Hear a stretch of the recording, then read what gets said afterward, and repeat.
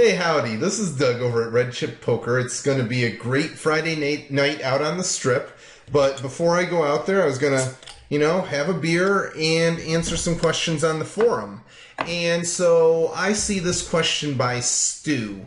And he says he's in a 210 spread limit game. And that when he and this other guy are playing the overs, that means when they're the only ones in the hand, it moves to 2 to 25. Now, there's different kinds of spread limit games, but even the 2 to 25 is really going to be more of a limit game, and I think it needs to be treated as such.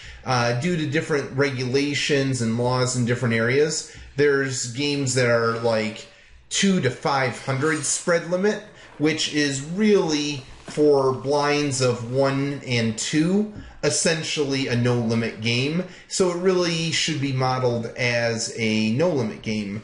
But this is going to be more of a limit game.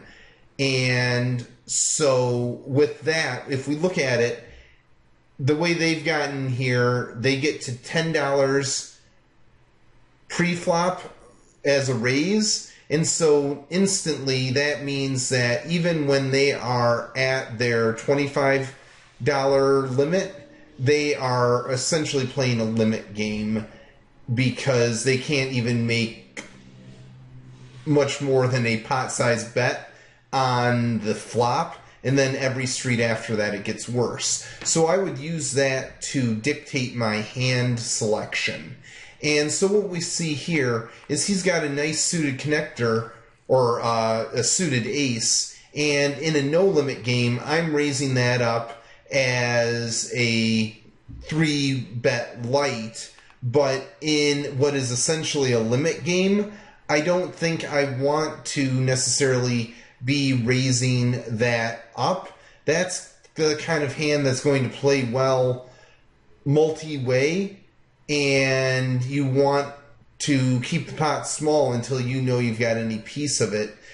So I don't like the raise when we're not in a no-limit game, when we're essentially in a limit game. And so that's what I would say is stick to raising for value in this game, in the limit game. It's more of a science than the art of no limit. All right, if you like this kind of thing, check out Red Chip Poker Forums.